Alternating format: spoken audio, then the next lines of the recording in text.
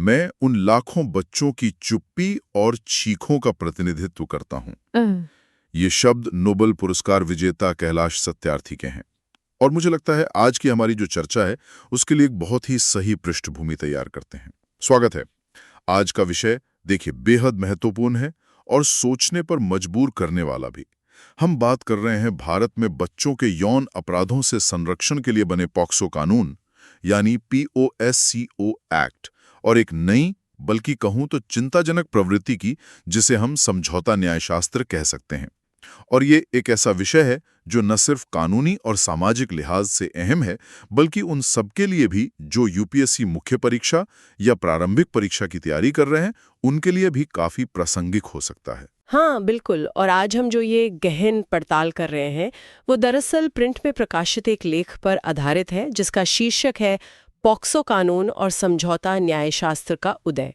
ये लेख इस काफी जटिल मुद्दे की अलग अलग परतों को खोलता है और हमें सोचने पर मजबूर करता है कि इसके असल मायने क्या हैं, इसके निहितार्थ क्या हैं। और देखिए इस मुद्दे के संदर्भ को समझना भी मुझे लगता है बहुत जरूरी है। भारत में जैसा हम जानते हैं दुनिया की सबसे बड़ी बाल और किशोर आबादी है, लगभग 43 करोड़ बच्चे। ये हमारी कुल आबादी का करीब करीब 29% हिस्सा है। लेकिन चिंता की बात यह है कि नाबालिगों के खिलाफ जो ये यौन उत्पीड़न और छेड़छाड़ के मामले हैं वो लगातार बढ़ रहे हैं। अगर हम NCRB यानी राष्ट्रीय अपराध रिकॉर्ड ब्यूरो के 2021 के आंकड़े देखें तो बच्चों के खिलाफ अपराधों के 1,49,404 मामले दर्ज हुए। हाँ, और ये 2020 की तुलना में 16.2% ज्यादा है। ये एक बहुत बड़ी बढ़ोतरी है। बिल्कुल, और ये सिर्फ आंकड़े नहीं है, ये समस्या की गंभीरता और ये कैसे बढ़ती जा रही है उसकी एक तस्वीर दिखाते हैं। सही कहा, ये वाकई एक गंभीर स्थिति है। और देखिए आज के इस विश्लेषण का हमारा मिशन सिर्फ इन आंकड़ों को दोहराना नहीं है। हम चाहते हैं कि इस लेख के आधार पर इस मुद्दे पर इसके जो गहरे सामाजिक कानूनी पहलू हैं और क्या इसके संभावित समाधान हो सकते हैं उस पर एक आलोचनात्मक चर्चा करें। हमारा उद्देश्य ये समझना है कि कैसे एक इतना महत्वपूर्ण सुरक्षात्मक कानूनी ढांचा मतलब पॉक्सो वो जमीनी हकीकत और सामाजिक दबावों से एक तरह से टकरा रहा है।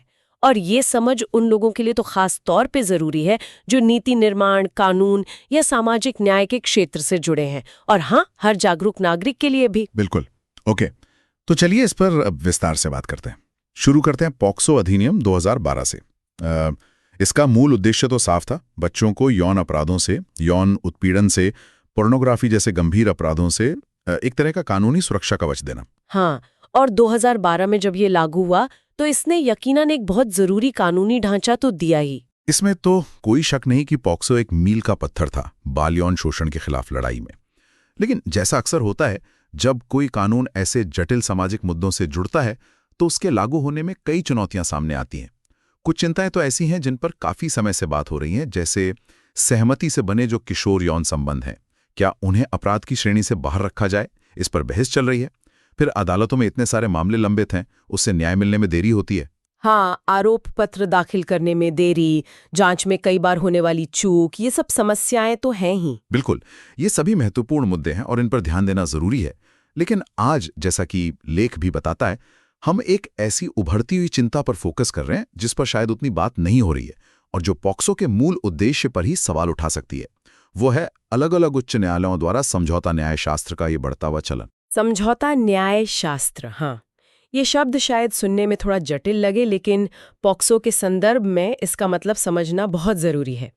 देखिए, पॉक्सो एक्ट के तहत जो यौन अपराध हैं उन्हें गैर शमनीय माना गया है। मतलब नॉन कॉम्पाउंडेबल। गैर शमनीय, हाँ, मतलब जिनमें पीड़ित पक्ष और आरोपी पक्ष आपस में कोई कानूनी समझौता करके केस वापस नहीं ले सकते, है ना। बिल्कुल। और इसके पीछे तर्क सीधा सा है, ये अपराध सिर्फ उस एक व्यक्ति के खिलाफ नहीं है, ये पूरे समाज के खिलाफ माने जाते हैं। इनकी गंभीरता, इनका समाज पर जो असर पड़ता है उसे देखते हुए इनमें निजी समझौते की कोई गुंजाइश नहीं रखी गई है कानूनन। तो कानून का इरादा तो एकदम साफ है, ये इतने गंभीर अपराध हैं कि इनमें व्यक्तिगत स्तर पर कोई समझौता नहीं चलेगा। लेकिन क्या असल में ऐसा हो रहा है? यहीं पर आप कह सकते हैं एक विरोधाभास नजर आता है। इस साफ कानूनी इरादे के बावजूद हम एक ऐसी प्रवृत्ति देख रहे हैं जहां कुछ मामलों में अदालतें इन गंभीर नॉन कंपाउंडेबल अपराधों को भी कभी-कभी ऐसे मान लेते हैं जैसे ये दो पक्षों के बीच का कोई निजी झगड़ा हो। और फिर समझौते के आधार पर या कुछ और परिस्थितियों का हवाला देकर वो आपराधिक कार्यवाही को रद्द कर देती हैं। और यहाँ एक दिलचस्प बात यह है कि सुप्रीम कोर्ट ने खुद कई बार अपने फैसलों में ये कहा है कि जो गंभीर अपराध हैं, खासकर जिनका असर समाज पर पड़ता है, उन्हें सिर्फ पीड़ित और आरोपी के बीच हुए समझौते के आधार पर खारिज नहीं किया जा सकता। लेकिन फिर भी उच्च न्यायालयों में ऐसे फैसले आ रहे हैं और मैंने सुना है कि इस समझौते का एक खास तरीका कुछ ज्यादा ही अपनाया जा रहा है, वो है शादी। मतलब आरोपी और पीड़ित, जो नाबालिग है या घटना के समय नाबालिग थी, उनके बीच बाद में शादी हो गई और इसको आधार बनाकर केस खत्म किया जा रहा है। क्या ये सही है? हाँ, ये प्रवृत्ति बिल्कुल दिख रही है अदालती फैसलों में। और इसका एक पहलू ये भी है कि सुप्रीम कोर्ट ने भी कुछ बहुत ही खास मामलों में, जिन्हें उन्होंने असाधारण परिस्थितियां या एक्सेप्शनल सर्कमस्टांसेस कहा, उनमें केस रद्द करने की इजाजत दी है जब पीड़ित और आरोपी ने बाद में शादी कर ली हो। अब हो ये रहा है कि इसी तर्क को आगे बढ़ाते हुए केरल, इलाहाबाद, बॉम्बे जैसे कई हाई कोर्ट्स ने भी पॉक्सो के तहत दर्ज मामलों को रद्द किया है। उनका तर्क कई बार ये भी सुनने में आया है कि भाई, अगर हत्या के प्रयास जैसे दूसरे गंभीर अपराधों में भी कुछ खास हालात में समझौते के आधार पर मामले रद्द हो सकते हैं, तो पॉक्सो के मामलों में क्यों नहीं? ये तर्क सुनने में शायद कुछ लोगों को ठीक लगे, लेकिन क्या ये पॉक्सो कानून की जो मूल भावना है उसके साथ जाता है? मतलब आप कह रही हैं कि इसकी तुलना अटेम्प्ट टू मर्डर जैसे मामलों से की जा रही है। क्या ये सही तुलना है? ये बहुत ही महत्वपूर्ण सवाल है और यहीं पर इस पूरे नजरिए की समस्या छुपी हुई है। अगर हम इसे बड़ी तस्वीर में देखें तो ये तुलना और ये पूरा नजरिया कई गंभीर कारणों से आप कह सकते हैं प्रॉब्लमैटिक है। पहला और सबसे बुनियादी कारण तो ये है कि आरोपी और पीड़ित के बीच शादी हो जाना ये इस बात का सबूत तो बिल्कुल नहीं है कि वो अपराध हुआ ही नहीं था। अपराध तो हो चुका है ना? दूसरी बात, ज्यादातर मामलों में ये जो तथाकथित समझौते या शादियां होती हैं, ये आज़ाद मर्जी का नतीजा नहीं होती। इन पर अक्सर बहुत भारी दबाव होता है, परिवार का, समाज का या फिर पैसों का भी। तो ये स्थितियां अक्सर सच्ची सहमति नहीं दिखाती, बल्कि गहरी मजबूरी और वल्नरेबिलिटी दिखाती हैं। अच्छा, यानी शादी एक तरह से बस मामले को रफा दफा करने का तरीका हो सकता है, असली समाधान या सहमति का सबूत नहीं। निश्चित रूप से। और दूसरा, शायद इससे भी ज्यादा चिंताजनक पहलू ये है कि जब आप शादी को एक उपचारात्मक कारक यानी क्यूरेटिव फैक्टर की तरह देखने लगते हैं, तो आप एक बहुत ही खतरनाक सोच को बढ़ावा देते हैं। आप ये मान रहे हैं कि पीड़ित बच्चे को न्याय दिलाने के बजाय उसे एक उत्तरजीवी यानी सर्वाइवर से पत्नी बना दो और मामला खत्म। ये ना सिर्फ पीड़ित के अधिकारों के खिलाफ है, बल्कि अपराधियों के लिए जो दंड से मुक्ति है, जिसे इम्प्यूनिटी कहते हैं, उसके रास्ते को और चौड़ा करता है, उसे नॉर्मलाइज करता है। अदालतें खुद मानती हैं कि ऐसे फैसले असाधारण हैं, पर जिस तरह से ये फैसले आ रहे हैं वो चिंताजनक है। ये अपवाद धीरे धीरे मिसाल बन रहे हैं, मतलब प्रेसिडेंट्स बनते जा रहे हैं, जो कानून के असली मकसद को ही कमजोर कर रहे हैं। अपने सहमति और मजबूरी की बात की, ये तो पॉक्सो कानून के बिल्कुल केंद्र में है ना? कानून का एक मूल सिद्धांत तो यही है कि 18 साल से कम उम्र का बच्चा वो यौन गतिविधि के लिए कानूनी तौर पर सहमति यानी कंसेंट दे ही नहीं सकता, चाहे कोई भी परिस्थिति हो। यह सिद्धांत बच्चों की जो एक स्वाभाविक भेद्यता होती है, वल्नरेबिलिटी, और ऐसे रिश्तों में जो पावर का असंतुलन होता है, उसे पहचानता है और उन्हें बचाता है। हाँ बिल्कुल, ये पॉक्सो की नींव है, बच्चों को शोषण से बचाने के लिए। लेकिन फिर भी, जैसा कि लेख इशारा कर रहा है, हम देखते हैं कि अदालतें कभी-कभी किशोर प्रेम या एडोलेसेंट लव या फिर पीड़ित अपनी मर्जी से घर से भाग गई थी, ऐसे तर्कों को अपराध की गंभीरता कम करने वाले फैक्टर्स की तरह देखती हैं। ये कहीं ना कहीं सहमति और समझौते की झूठी बराबरी नहीं हो जाती? मतलब false equivalence of consent and compromise? ये बिल्कुल एक झूठी बराबरी है और कानून की मंशा के बिल्कुल खिलाफ है। देखिए, कई किशोर, खासकर लड़कियां, वो भावनात्मक हेरफेर, मतलब इमोशनल मैनिपुलेशन, धमकियों, ब्लैकमेलिंग या परिवारों ने अपनाएगा नहीं, इस डर जैसी बहुत ही मुश्किल परिस्थितियों का सामना करती हैं। उनकी जो तथाकथित सहमति होती है वो शायद ही कभी पूरी तरह से सोच समझ कर दी गई या बिना किसी दबाव के होती है। और जैसा हमने पहले भी बात की, बाद में जो समझौते होते हैं वो अक्सर डरा धमका कर, सामाजिक दबाव में, रिश्वत देकर या फिर शादी के जरिए होते हैं। ये सारे तरीके पॉक्सो कानून का जो सुरक्षात्मक इरादा है उसे पूरी तरह से कमजोर करते हैं। ये बच्चे की एजेंसी का सम्मान नहीं करते बल्कि उसे और लाचार बनाते हैं। तो इसका मतलब ये हुआ कि जो ऊपर से सहमति या समझौता दिख रहा है, उसके पीछे जो दबाव है, जो पावर इम्बैलेंस है, उसे अनदेखा किया जा रहा है। बिल्कुल सही कहा आपने। और ये एक अहम सवाल उठाता है कि क्या कानून इस बारे में साफ नहीं है? देखिए, कानून तो काफी साफ है। सुप्रीम कोर्ट ने अनवर सिंह बनाम गुजरात राज्य 2021 मामले में साफ कहा था कि अपहरण या यौन हमले जैसे आरोपों में नाबालिग की कथित सहमति पूरी तरह से अप्रासंगिक है, इर्रेलेवेंट है। बॉम्बे हाईकोर्ट ने भी पहले चेतावनी दी थी कि भाई पॉक्सो एक्ट का जो मकसद है उसे देखते हुए अदालतों का बार बार ये किशोर प्रेम वाली दलील मान लेना ये कानून के लिए अच्छा संकेत नहीं है। लेकिन इन साफ कानूनी स्थितियों और चेतावनियों के बाद भी ऐसे फैसले लगातार आ रहे हैं जो कहीं ना कहीं कानून के प्रति निष्ठा, मतलब स्टैट्यूटरी फिडेलिटी, पर सामाजिक सद्भाव या परसीव्ड सोशल हार्मनी या बस मामले को निपटाने की सुविधा को ज्यादा तरजीह देते दिखते हैं। इस पूरी प्रक्रिया में एक और पहलू है जिस पर लेख ध्यान दिलाता है, और वो है लापता सुरक्षा उपाय, मतलब मिसिंग सेफगार्ड्स। देखिए, पॉक्सो नियम 2012 ये जरूरी बनाते हैं कि अदालती कार्यवाही के दौरान बच्चों की मदद और मार्गदर्शन के लिए सहायक व्यक्तियों यानी सपोर्ट पर्सन्स की नियुक्ति हो। इन लोगों का काम होता है बच्चे को पूरी कानूनी प्रक्रिया समझाना, उन्हें इमोशनल सपोर्ट देना और ये देखना कि उनके अधिकारों की रक्षा हो रही है। हाँ, ये वाकई एक बहुत ही महत्वपूर्ण प्रावधान है ताकि बच्चा उस मुश्किल प्रक्रिया में अकेला महसूस न करे। लेकिन जमीनी हकीकत क्या है? लेख में जो स्टडीज का जिक्र है वो बताती हैं कि 96% मामलों में ऐसी कोई मदद दी ही नहीं जाती। ये तो चौंकाने वाला आंकड़ा है। जब ऐसे जरूरी संस्थागत सुरक्षा उपाय ही नहीं है तो जाहिर सी बात है कि पीड़ित बच्चे बाहरी दबाव और समझौते के लिए और भी ज्यादा संवेदनशील और असहाय हो जाते हैं। और ये समस्या तब और भी ज्यादा पेचीदा और दुखद हो जाती है जब हम देखते हैं कि न्याय प्रणाली, जिसका काम पीड़ित की रक्षा करना है, वो कभी-कभी उल्टा पीड़ितों को ही जिम्मेदार ठहराने लगती है। इसका एक उदाहरण लेख में दिया गया है, जहां एक हाईकोर्ट ने एक ऐसी महिला पर झूठी गवाही, मतलब पर्जरी, के लिए मुकदमा चलाने पर विचार किया जिसने पॉक्सो मामले में पहले दिए गए अपने बयान और आरोप वापस ले लिए थे। अदालत ने इस बात पर शायद ज्यादा ध्यान नहीं दिया कि उसका पीछे हटना किसी मजबूरी, दबाव या धमकी का नतीजा भी तो हो सकता है। ये तो सच में पीड़ित को दोबारा शिकार बनाने जैसा हो गया। पहले अपराध का शिकार, फिर सिस्टम के दबाव का शिकार। हाँ, और इस तरह का जो रवैया है वो एक गहरे संरचनात्मक अंधे स्थान, मतलब स्ट्रक्चरल ब्लाइंड स्पॉट को दिखाता है। ये इस बात को पहचानने में सिस्टम की नाकामी दिखाता है कि कैसे पावर का असंतुलन, सामाजिक दबाव और डर पीड़ितों के फैसलों और उनके बयानों को बदल सकता है। इन सब प्रवृत्तियों को देखते हुए अब बहुत जरूरत महसूस होती है कि इस मामले में स्पष्टता आए, सुधार हो। क्या अपराध के बाद हुई शादी या तथाकथित समझौते की पॉक्सो केस को रद्द करने में कोई भूमिका होनी चाहिए? अगर हाँ, तो किन? बहुत ही सख्त और पारदर्शी शर्तों के तहत?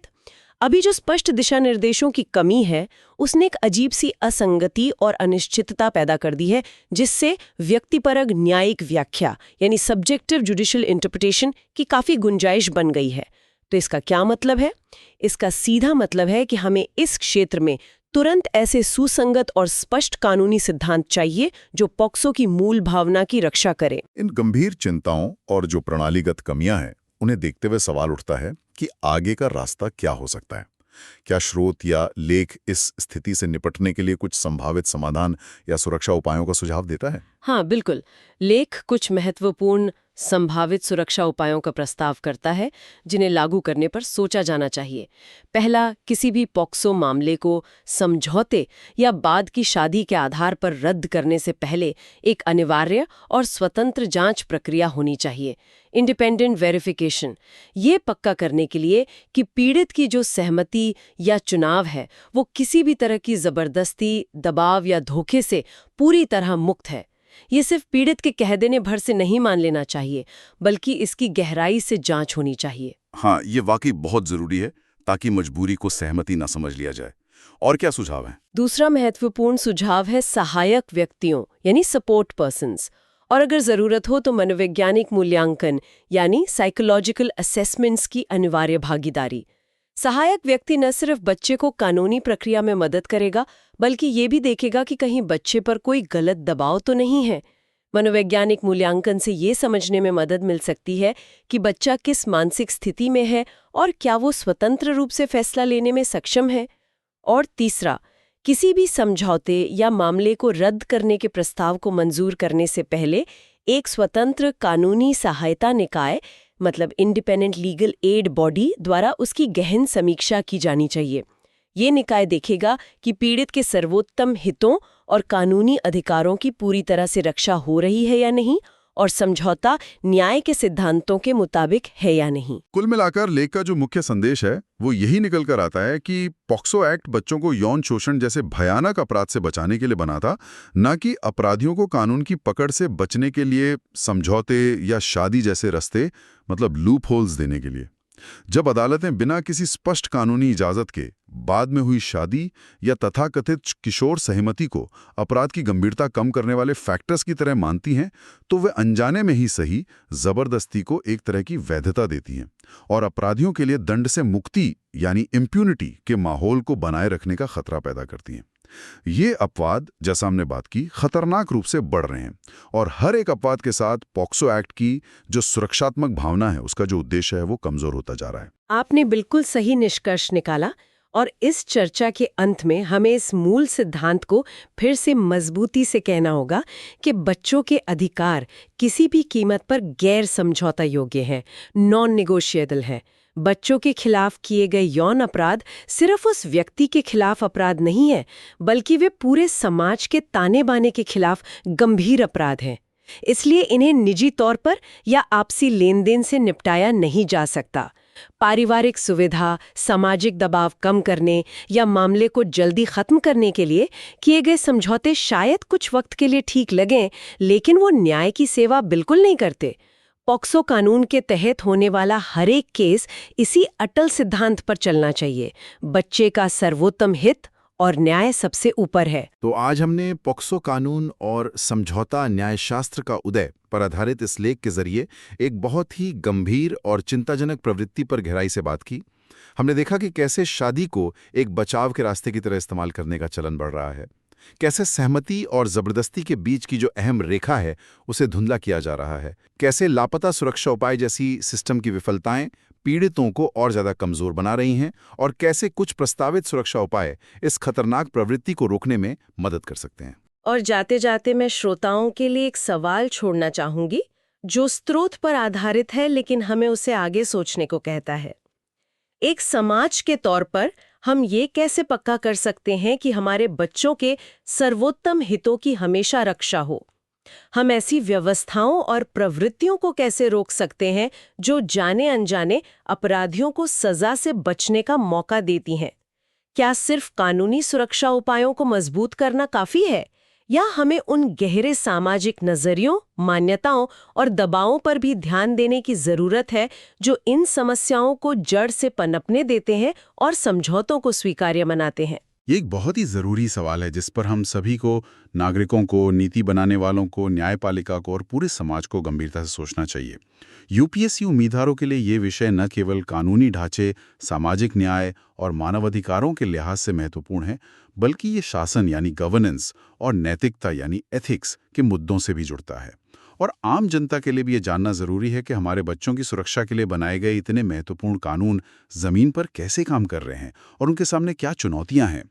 अगर आज की इस गहन चर्चा पर आपके कोई सवाल हैं या आप अपने विचार हमारे साथ बांटना चाहते हैं, तो कृपया लाइक करें, सब्सक्राइब करें और नीचे कमेंट सेक्शन में हमें ज़रूर बताएं। आज के लिए बस इतना ही।